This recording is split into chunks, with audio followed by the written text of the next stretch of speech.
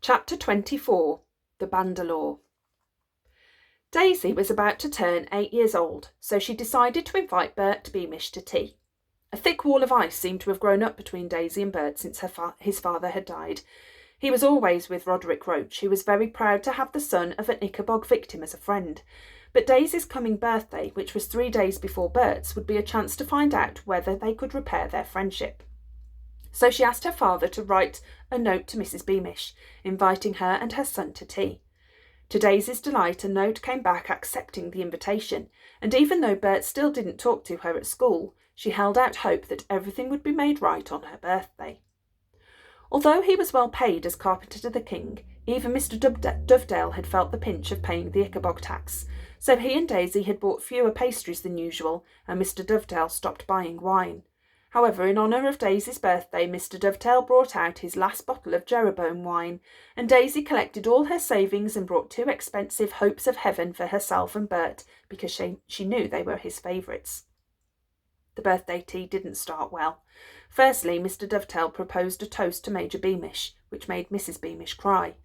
Then the 4 of them sat down to eat, but nobody seemed able to think of anything to say, until Bert remembered that he'd brought Daisy a present. Bert had seen a bandalaw, which is what people call yo-yos at that time, in a toy shop window, and bought it with all his saved money. Daisy had never seen one before, and what with Bert teaching her how to use it, and Daisy swiftly becoming better at it than Bert was, and Mrs. Beamish and Mr. Dovetail drinking the wine, conversation began to flow much more easily.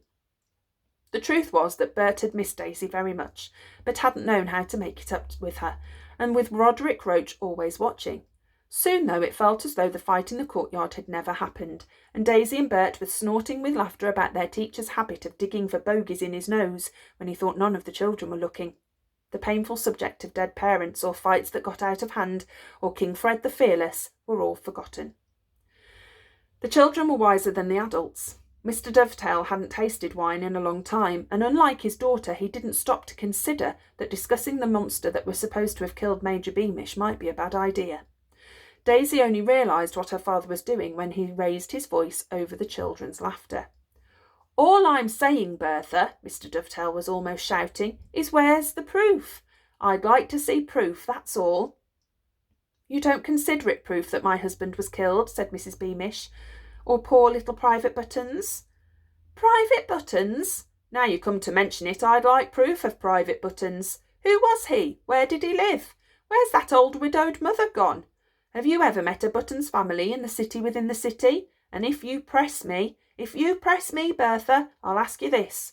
Why was Private Buttons' coffin so heavy when all that was left of him were his shoes and a shin bone?" Daisy made a furious face to try and shut her father up, but he didn't notice. Taking another large gulp of wine, he said, "It just doesn't add up, Bertha, doesn't add up. Who's to say, and this is just an idea, mind you, but who's to say poor Beamish didn't fall off his horse and break his neck, and Lord Spickleworth saw an opportunity to pretend the Ickabog killed him and charge us all a lot of gold?" Mrs. Beamish rose slowly to her feet. She wasn't a tall woman, but in her anger she seemed to tower awfully over Mr. Dovetail. "My husband," she whispered, "was the best horseman in all of Cornucopia. He would no sooner have fallen off his horse than chop your leg off with an axe. Nothing short of a terrible monster could have killed my husband, and you ought to watch your tongue, because saying the Ickabog isn't real happens to be treason." "Treason!" jeered Mr. Dovetail. "Come off it, Bertha. You're not going to stand there and tell me you believe this treason nonsense. A few months ago, not believing in the Ickabog made you a sane man, not a traitor." "That was before we knew the Ickabog was real." "Bert," she screeched, "we're going home." No, please don't go," Daisy cried. She picked up a little box she had stowed under her chair and ran out into the garden after the Beamishes. "Bert, please look, I got us Hopes of Heaven. I spent all my pocket money on them."